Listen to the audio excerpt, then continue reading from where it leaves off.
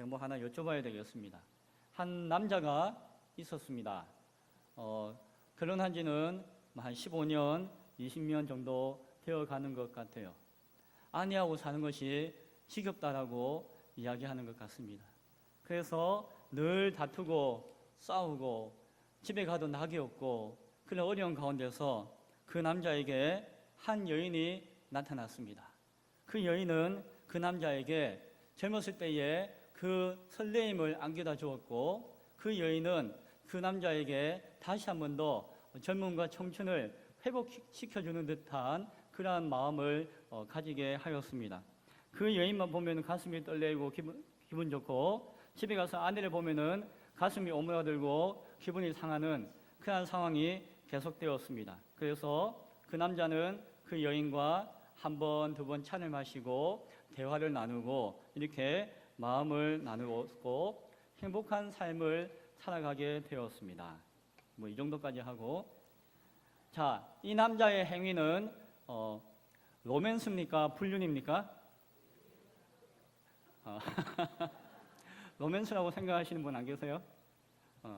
그렇죠. 로맨스냐 불륜이냐, 내가 하면 로맨스가 될 수도 있을 것 같은데 뭐 이 남자 이야기고 남의 이야기니까 당연히 불륜이라고 생각할 수 있을 것 같습니다. 이 남자의 행위를 따진다면은 죄가 될까요? 죄가 아닐까요? 죄가, 왜 죄가 되죠? 죄죠. 죄. 한 아내와의 언약을 깨뜨렸고 하나님 앞에서 맺은 언약을 불성실하게 이행했고 자신의 정욕을 이기지 못하고 그래서 쫓아가는 것들이 분명히 죄가 되어질 것입니다. 죄는 공의로우신 하나님을 모욕하는 것입니다. 죄는 사랑과 은혜의 하나님을 시험하는 것입니다. 그래서 죄의 결과는, 죄를 지은 인간은 결국 죽음에 이를 수밖에 없다라고 성경은 말씀하고 있습니다. 따라서 인간은 죄의 문제를 해결하지 않고서는, 죄의 문제를 가지고서는 도저히 하나님 앞에서 온전히 살 수 없는 것이 인간인 것을 우리는 잘 알고 있습니다. 그래서 그 죄의 문제를 해결하기 위해서 하나님께서 베풀어 주신 구약시대의 은혜의 수단, 방편이 오늘 저와 여러분이 나누는 그 제사 가운데 속죄의 제사였다라고 하는 것을 생각할 수 있기를 바랍니다. 저는 오늘 본문에 있는 속죄 제사를 통하여서 우리가 한 4가지 정도의 관점을 가지고 다시 한 번 더 우리의 생각을 새롭게 하여서 바라볼 수 있기를 바랍니다.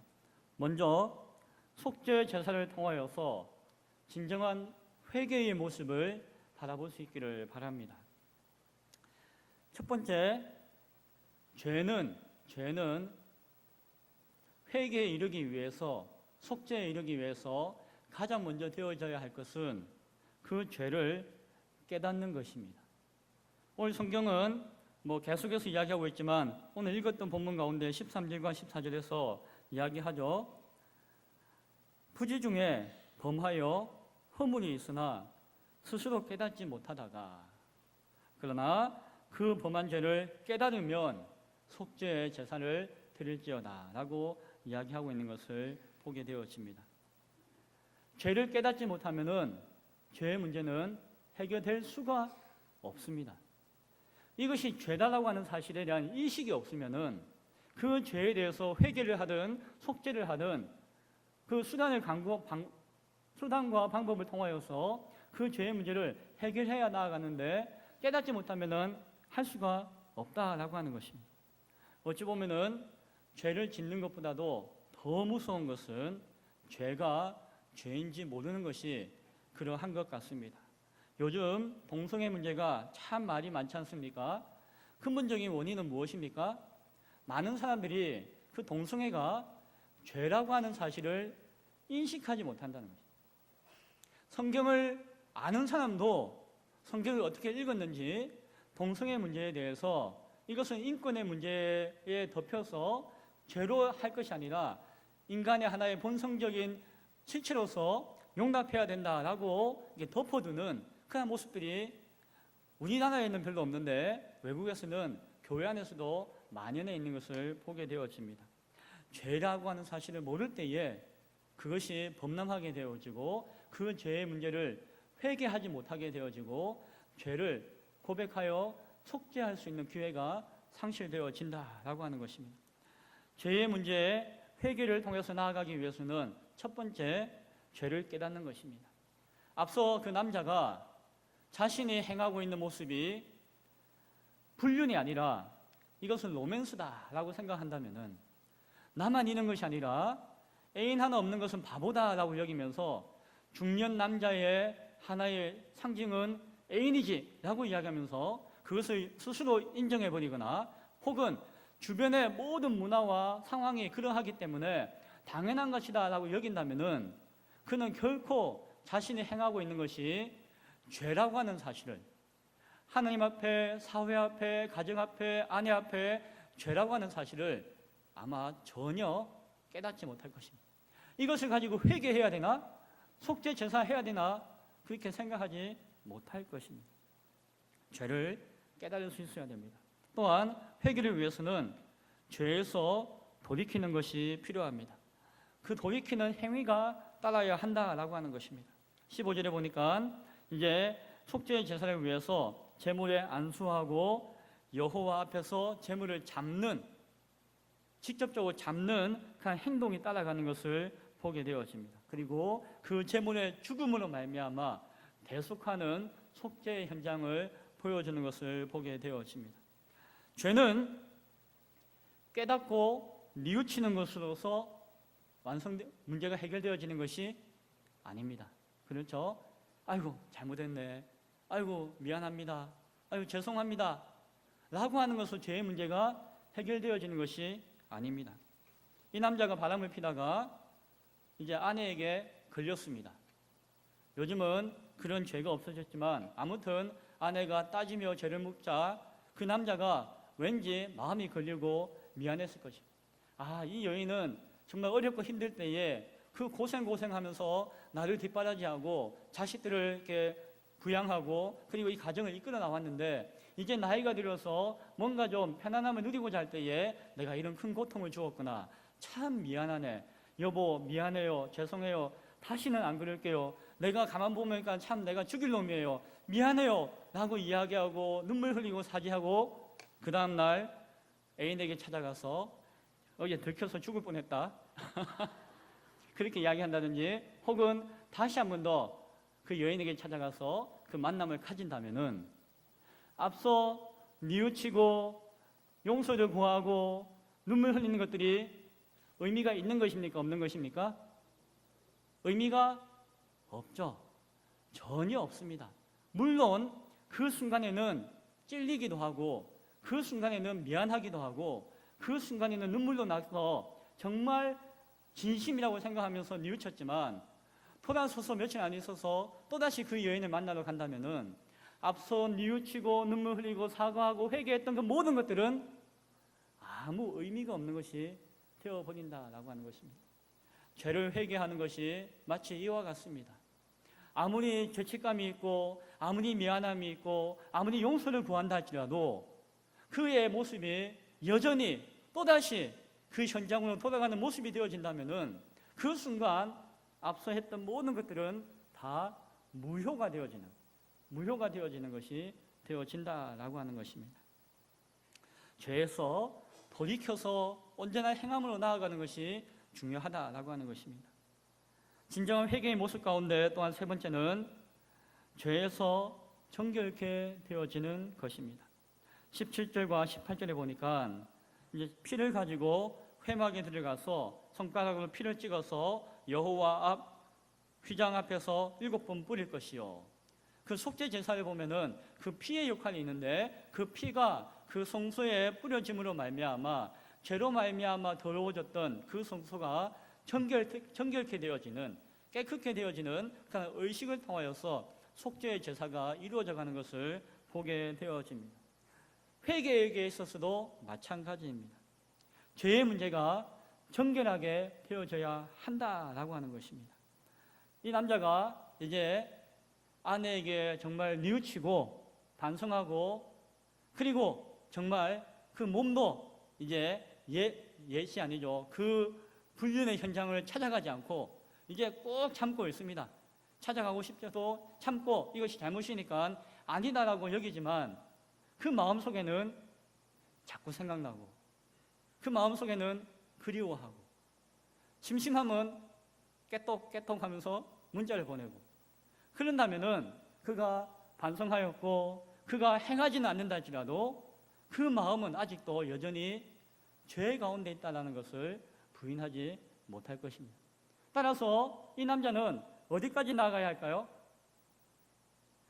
아내와의 서운했던 그 관계의 회복까지 나아가야 한다는 것입니다. 자신이 불성실하고 자신이 언약을 깨뜨렸던 그 이유가 어디에서 왔는지 몰라도 근본적으로 아내 앞에 언약의 대상자인 그 아내 앞에 언약을 깨뜨렸던 그 사실에 대해서 그 사실을 뉘우치고 언약을 회복하고자 하는 노력이 있어야 한다는 것입니다. 이것이 그 심신을 정결케 하는 모습이 되어져야 한다라고 합니다. 행동을 하지 않는 것을 거치는 것이 아니라 그 마음과 생각이 온전히 바뀔 수 있어야 한다는 것입니다. 속죄 제사를 통하여서 진정한 회개의 3단계의 모습을 먼저 살펴보았습니다. 하나는 무엇입니까? 죄를 깨달아야 한다는 것이죠. 두 번째는 죄에서 돌이켜 행해야 한다는 것이죠.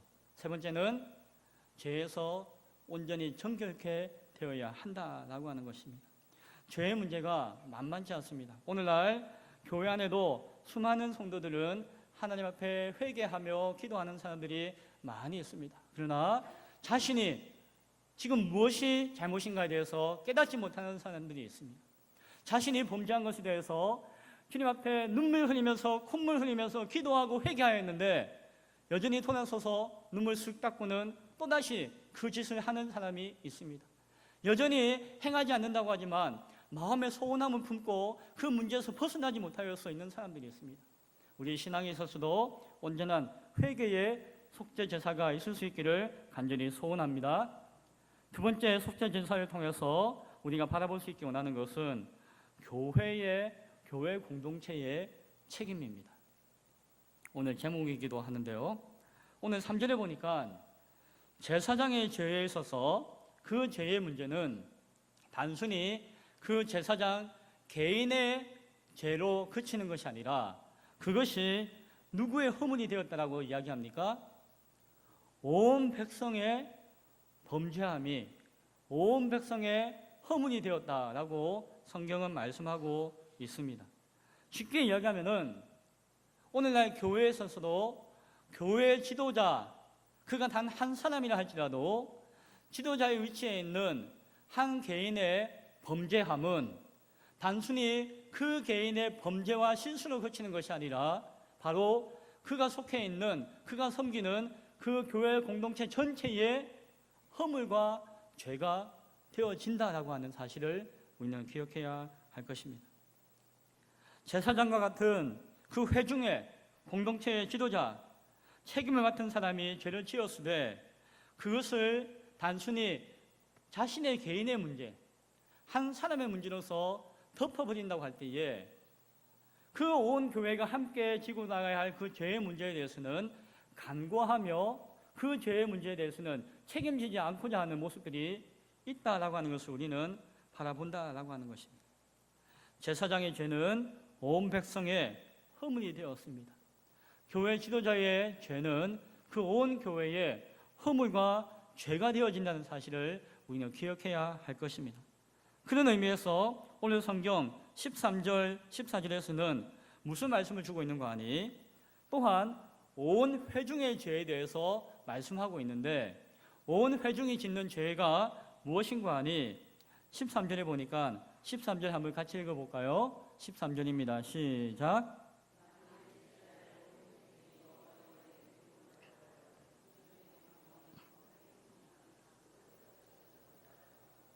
온 회중이 여호와 앞에 죄를 지을 수 있고 그러한 죄가 있다는 것이에요. 그런데 이 죄는 무슨 죄냐?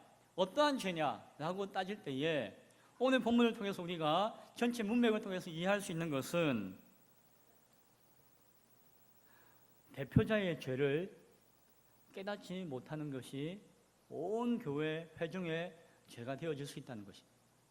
구약에서 회중, 그 공동체라고 하는 의미를 가지는 단어는 두 가지 단어가 있습니다. 하나는 에다라고 하는 단어와 하나는 칼이라고 하는 단어입니다. 두 가지가 비슷하게 사용되어지고 있고 다 부름받았다라는 의미가 또 포함되어져 있습니다. 그러나 엄밀하게 두 가지 단어가 다르게 적용되어질 수 있는데 에다라고 하는 단어는 그 회중 공동체 가운데서도 조금 더 특별한, 좀 더 구분되어진 대표성을 가지는 그러한 사람들과 사람을 대해서 그 회중인데 그 중에서 에다라고 하는 단어로서 표현하였고, 그 외에 칼이라고 하는 단어는 나머지 정말로 전체 회중을 이야기할 때에 칼이라고 하는 단어를 통해서 표현한 것을 구약 성경을 통해서 보게 되어집니다. 오늘 13절의 말씀도 제가 원문 성경도 보고 유심히 찾아보니까 이런 의미로 우리가 이해할 수 있는 것이 무슨 의미인가 하니 13절의 말씀은 에다, 즉 특정하게 부름받은 제사장과 같은 종교 지도자들과 같은 그러한 집단들이 여호와의 계명 가운데 하나라도 부지 중에 범하여 허물이 있으나, 그러나 온 회중들이 그것을 깨닫지 못하는 경우가 있다라고 하는 것입니다. 그래서 참된 속죄제사는 온 회중이 교회가 드려야 되는 속죄제사의 의미는 일부의 사람이라 할지라도 그 회중 가운데 속해 있는, 특별히 대표되어지는 대표성을 가지는 그러한 사람들과 무리들이 행했던 그 죄를 온 교회가 함께 깨닫고 온 교회가 함께 그 죄를 두고 함께 하나님 앞에 속죄하며 제사하는 그런 모습을 가져야 한다라는 의미로서 에다와 칼이 교차되어 사용되어지면서 13절, 14절에서 말씀하고 있는 것을 우리는 보게 되어집니다. 무슨 말씀입니까? 목사나 아니면 장로나 아니면 권사나 어떠한 직분자들 간에 교회 안에 교회를 대표할 수 있는 대표성을 가지는 무리들이 범죄하고 허물이 있을 때에 그것이 부지 중이라도 알지 못하고 지은 죄라 할지라도 그것은 그 사람들의 죄, 그 개인의 문제가 아니라 그것이 바로 우리 교회 전체의 문제인 줄로 알고 교회 전체가 그 문제를 두고 함께 회개하며 기도하며 속죄의 제사로 나아가야 한다라고 하는 것입니다. 단순히 도의적으로 책임질 것이나 아니면 하나의 실수라고 넘어가야 할 문제가 아니다라고 하는 것입니다. 그것이 교회 공동체 가운데 주어지는 하나의 숙제와 사명과 같은 것이다 라고 하는 것입니다. 최근에 뉴스에 크게 오르내린 사건이 있었습니다. 일반 사회 뉴스에도 나왔기 때문에 아시는 분은 아실 것입니다. 고신에 속해 있는 어떤 청소년 선교단체를 이끌고 있는 한 젊은 목사님이 한 12년 전에 여고생과 어떤 스캔들을 일으켰고, 입에 구체적으로 담기는 그렇지만 그것이 10여 년이 지나고 난 다음에 이제 밝혀지게 되었던 거죠. 그 대상자를 통해서 고발되어지기도 하고 많은 주변의 증인을 통해서 증거들이 나타남을 통해서 이제 말 그대로 감출 수도 없는 그러한 적나라한 스캔들이 드러나게 되었습니다. 그런데 그분이 처음에는 뭐라고 이야기했는가 하니 한때 젊을 때의 실수로 말미암아 라고 하면서 어물쩍 넘어가려고 하다가 된통당하게 되었습니다.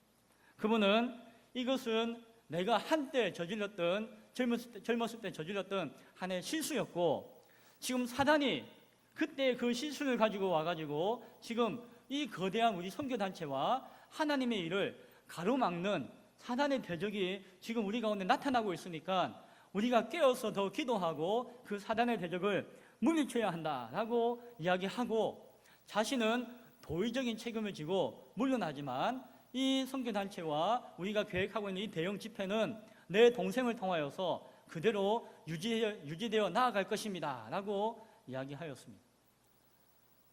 실수입니다. 사단의 공격입니다. 계속해서 내 동생을 통해서 이어갈 것입니다. 이렇게 해명 아닌 해명을 했죠. 이게 로맨스입니까? 불륜입니까? 죄죠. 예. 이분은 그렇게 생각한 것 같아요. 많은 사람들이 용납하지 못하였고 더 분노하였죠. 철저하게 회개하고 고개 숙이고 내어놓고 나아가도 용서가 될지 안 될지 하나님 앞에서의 문제인데 그렇게 변명을 할 때에 사람들은 더욱더 분노하였습니다. 죄를 그가 깨닫지도 못하고 있고 죄를 돌이키고자 하지도 않고 있고 그리고 죄에 대한 의식도 없다는 것을 알게 되었습니다. 그래서 그 미판이 일어나고 이제 사회에도 알려지게 되었습니다. 결국 어떻게 되었습니까? 그가 계획했던 그 대형 집회는 취소되게 되었고 동생도 선교단체에서 물러나게, 동생의 대표로서 이끌어가면은 뒤에 앉아서 자기가 영향력을 끼치겠다는 거죠. 동생도 물러가게 되었고 아마 그분도 그 교단에서 목사 면직을 당연한지 모르겠지만은 받게 되어질 예정이다라고 이야기합니다. 한 개인의 불의와 회개하지 못하는 탐욕이 결국에는 그 한국 교회에 어마어마하게 영향을 주는 그 청소년 선교단체가 그리고 그 집회가 송두리째 그 정체성마저도 의심받는 지경에 이런 것을 보게 되어집니다. 사람들은 이제 그 선교단체와 그 집회에 시시콜콜한 잘못까지도 다 따져가면서 뭔가 잘못이 없는지 따져보기 시작했다라고 하는 것입니다. 이제 그 대형 집회는 힘을 잃고 무너지게 될 것이고 그 선교단체도 명맥은 유지할지 몰라도 이전과 같은 영향력은 가지지 못하게 되어질 것입니다.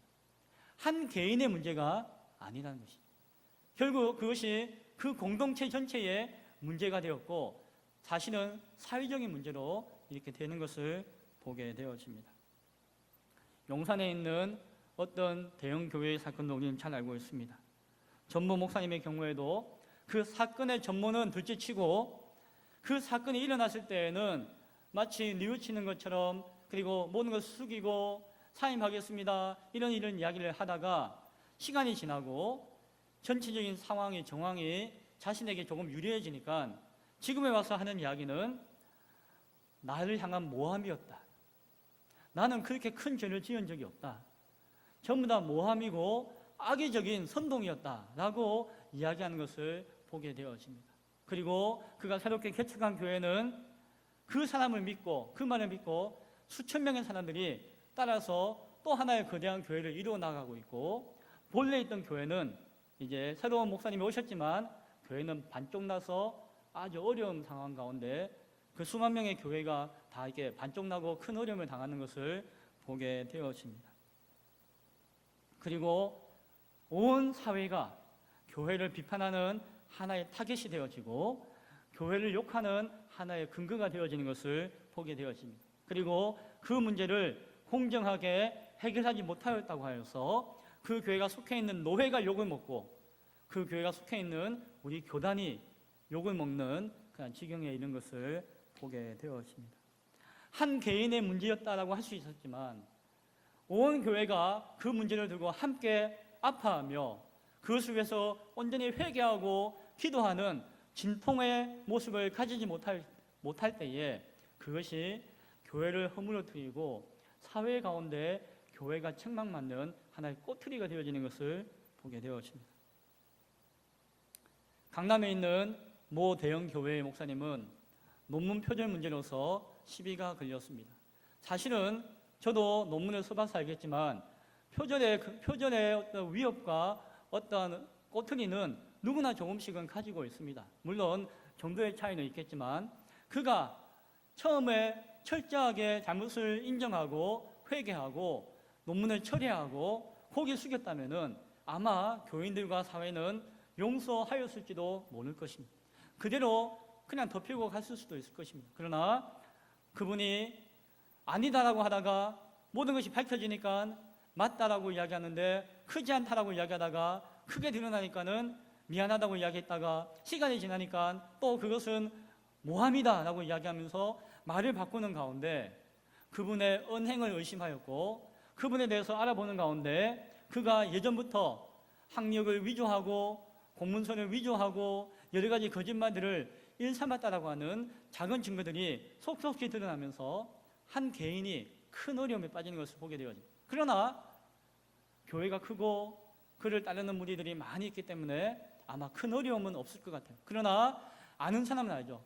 따라서 그 교회는 듣기로는 교회에 있는 중직자들과 예전부터 있던 분들은 다 떠나가시고 잘 모르는 나중에 오신 분들이 수만 명 앉아 계시고, 그리고 정말 그 가운데 아파하는 분들은 떨어져 나가서 늘 교회 앞에서 시위하고 서로 싸우는 분쟁의 시간들이 계속되어지고 있는 것을, 그리고 그것이 온 교계와 온 사회 가운데 이렇게 드러나게 되어지는 것을 보게 되어집니다. 몇 가지 신뢰를 드렸습니다. 무엇입니까? 우리가 그것이 저 강 너머 산 너머에 불구경하듯이 해야 될 문제가 아닌 것을 바라보게 되어집니다. 그 교회가 죄를 깨달아야 합니다. 죄의 문제를 인식할 수 있어야 됩니다. 죄가 죄인 것을 깨닫지 못하면 회개로 나아갈 수 없다는 것이에요. 교회가 죄를 인식하고 그 문제에 대해서 아파하고 고개 숙일 자가 고개를 숙이고 함께 그것을 통해서 애통하며 내려놓을 때에 그 죄의 문제가 해결되어지고 사회 앞에, 세상 앞에 교회의 교회됨이 온전히 드러나게 되어질 것입니다.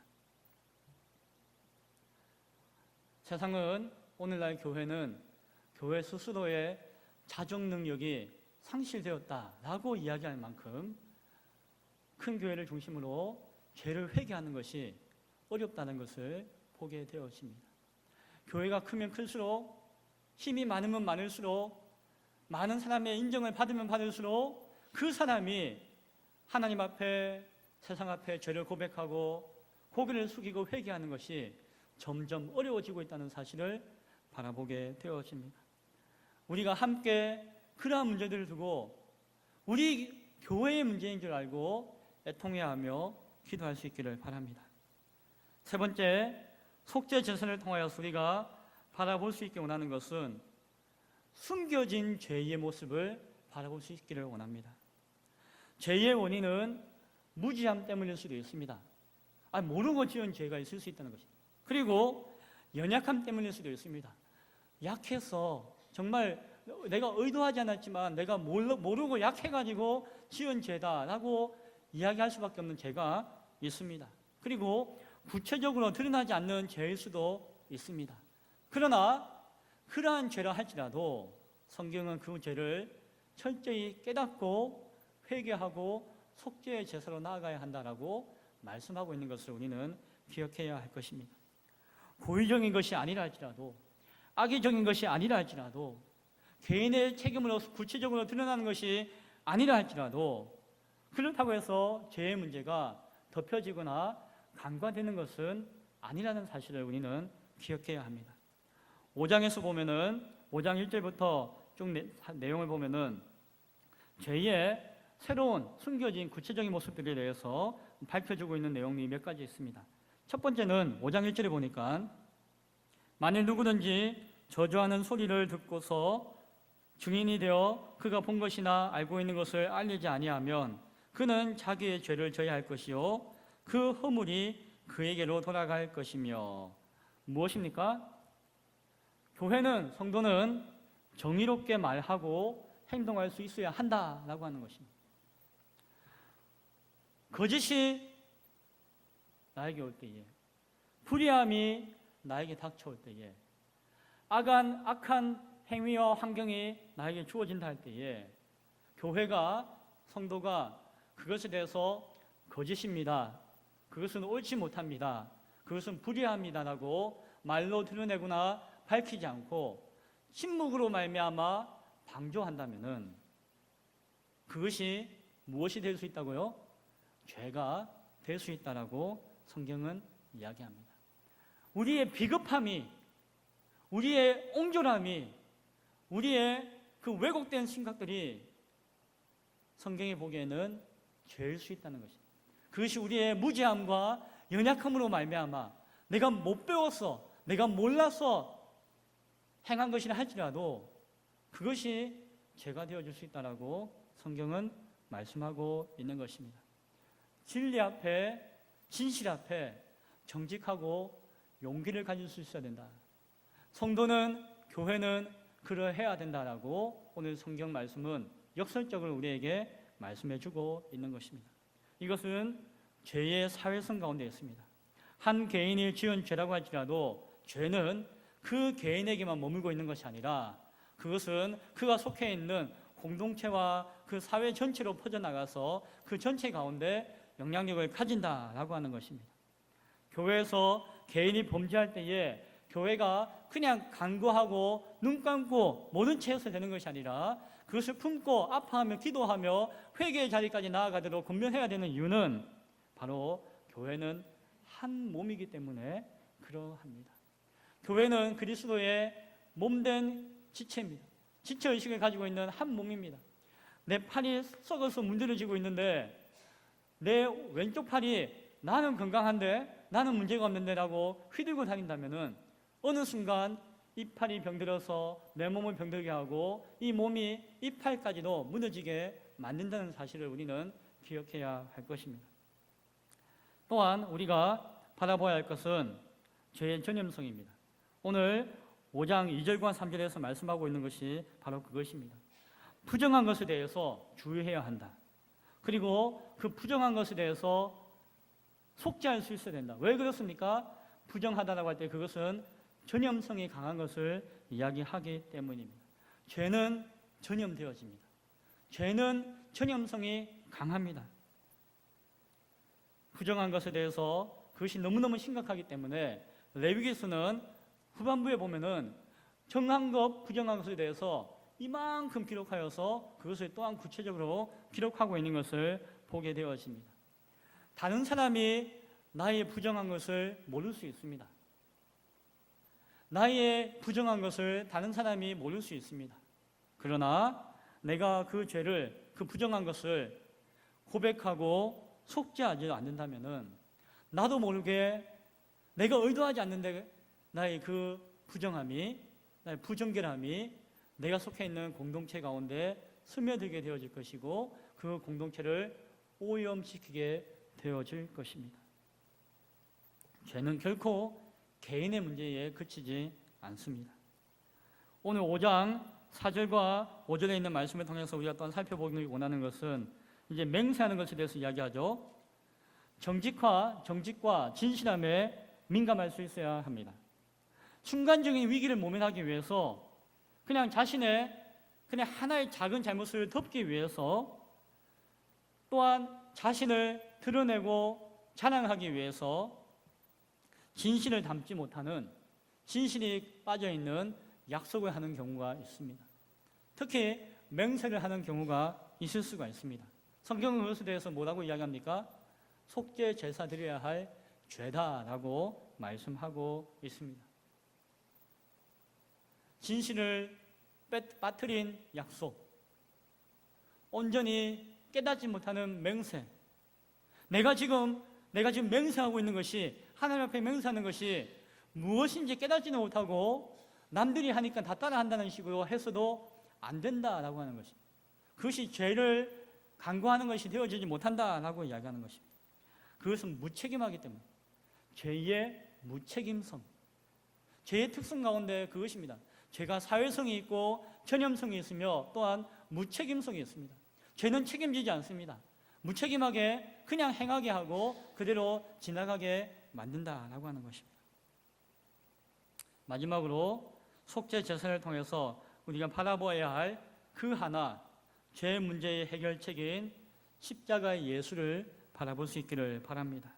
앞서 교회 지도자의 문제가 교회 전체의 문제인 것을 생각해 보았습니다. 하지만 엄밀하게 따져서 확장시켜 보면은 교회의 문제가 바로 그 사회의 문제인 것을 우리가 기억해야 할 것입니다.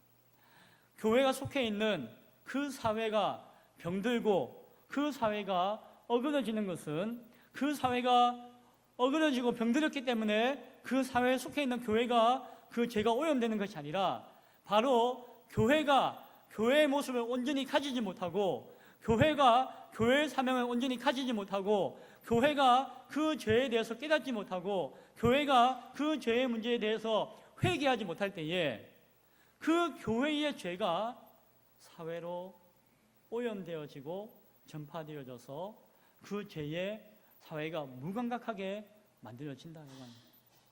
세상이 왜 교회를 손가락질하고 욕합니까? 거기에는 이런 마음이 있습니다. 아무리 세상이 타락한다 할지라도 교회는 타락하면 되지 않고 세상이 아무리 무너진다 할지라도 교회는 그 자리를 지켜서 이 세상을 지탱해 주어야 되지 않겠습니까? 라고 하는 그런 무의식적인 바람이 그들 가운데 있기 때문에 교회가 죄를 짓고 허물이 많을 때에 신랄하게 교회에 대해서 손가락질하고 비판한다라고 하는 것입니다. 교회는 우리 모두는 이 세상 가운데 파송되어진 왕 같은 제사장들입니다. 우리가 죄의 원형이 되어질 수도 있지만 우리가 철저하게 죄 앞에 정결함으로 나아가 우리의 역할을 감당한다면은 하나님의 선하심과 그 권능을, 그 말씀을 힘있게 증거하며 선포할 수 있다면은 세상은 변화되어지게 될 것입니다. 그것은 큰 목소리나 큰 몸짓으로 대형 교회나 많은 사람을 통해서 이루어지는 것이 아닙니다. 작지만 정직하고 진실한 목소리, 작지만 진실을 담은 성실한 작은 몸짓을 통하여서 일으킬 수 있는 변화라고 하는 사실을 우리 기억해야 할 것입니다. 세상은 큰 영향력을 가지고 크게 말하고 크게 움직이는 것을 통해서 감동받지 않습니다. 그러나 작지만 진실한 그 한 사람을 통해서, 작지만 진솔한 그 한마디를 통해서 세상은 변화받고 세상은 눈물 흘린다는 사실을 우리는 기억해야 할 것입니다. 세상에 감동을 주고 세상에 영향력을 주어서 세상을 변화시키는 것은 우리의 작은 말과 정직한 행동 가운데 있음을 기억할 수 있기를 바랍니다. 예수 그리스도의 십자가를 바라보기 원합니다. 예수 그리스도의 십자가는 참으로 작고 연약한 모습이었습니다.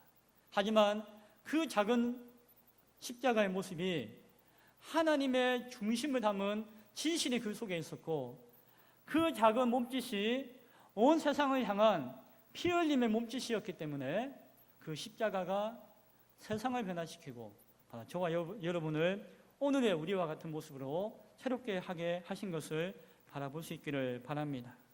하나님은 신실하심과 인내하심으로 그 십자가를 우리에게 나타내셨고, 또한 우리를 통하여서 작지만 진실한 그 십자가를 세상 가운데 드러내기를 원하십니다. 속죄의 제사는 죄인을 회복하는 것, 죄의 책임을 면해주는 것, 성소를 깨끗이 하는 것, 그러한 부분이 아니라 죄의 모든 결과와 죄의 뿌리까지도 뽑는 것이 속죄의 제사의 이유고 목적이었습니다. 예수 그리스도의 십자가가 바로 이러한 완전한 속죄의 제사가 되셨습니다. 예수께서 십자가 달려 피 흘려 죽으심으로 말미암아 그 피값이 온 세상의 죄의 뿌리를 뽑으셨고 그 모든 죄의 문제를 해결하셨는 줄로 믿으시기 바랍니다. 따라서 작지만 소중한 그 십자가의 은혜를 우리는 다시 한 번 더 바라보며 우리의 삶을 통하여서, 우리의 언행을 통하여서 그 십자가를 증가할 수 있어야 될 것입니다. 큰 규모가 아니라도 됩니다. 많은 사람이 아니라도 됩니다. 큰 건물이 아니라도 가능하다라고 하는 것입니다. 지도자들의 문제와 교회의 문제는 분리될 수가 없습니다. 교회의 문제와 사회의 문제는 분리될 수가 없습니다. 죄는 사회성을 가지고 있고 전염성을 가지고 있고 무책임성을 가지고 있기 때문에 그러합니다. 이 모든 것들을 해결할 수 있는 것은 오직 예수께서 완성하신 그 십자가의 속죄 제사 가운데 있음을 온전히 믿을 수 있기를 바랍니다. 이 말씀을 맺습니다. 히브리서 13장 11절과 12절은 다음과 같이 말씀합니다. 죄를 위한 짐승의 피는 대제사장이 가지고 성소에 들어가고 그 육체는 영문 밖에서 불사름이라. 그러므로 예수도 자기 피로서 백성을 거룩하게 하려고 성문 밖에서 고난을 받으셨느니라. 십자가의 그 고난이 완전한 속죄 제사를 이루시기 위한 것인 것을 바라보며 우리가 이 땅 가운데 그 십자가를 지고 살아갈 수 있기를 바랍니다.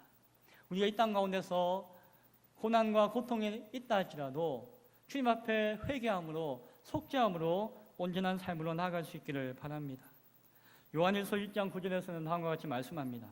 만일 우리가 우리 죄를 자백하며 그는 미쁘시고 의로우사 우리 죄를 사하시며 우리를 모든 불의에서 깨끗하게 하실 것이요. 우리의 고백과 우리의 회개와 우리의 속죄의 제사가 주님 앞에 온전히 드려질 때에 주께서 모든 불의 가운데 우리를 깨끗게 하실 것입니다. 오늘 이 시간도 예수 그리스도의 십자가 앞에 우리의 허물과 죄를 자백하며 회개함으로 온전한 속죄의 제사를 드릴 수 있는 우리 모두가 될 수 있기를 간절히 축원드립니다. 기도하겠습니다. 하나님, 이 혼탁한 시대 가운데 우리 교회를 두신 까닭은 교회가 이 시대를 온전케 하며 정결케 해야 될 사명이 있는 줄로 믿습니다. 하나님, 먼저 거룩함과 정결함과 새로운 가운데 나아갈 수 있는 우리가 되어지게 하시고 우리 모두가 주 십자가 앞에 온전한 의로서 새로워지는 역사가 나타날 수 있도록 주여 도와 주옵소서. 주님 함께 하심을 믿습니다. 예수님 이름으로 기도드리옵나이다. 아멘.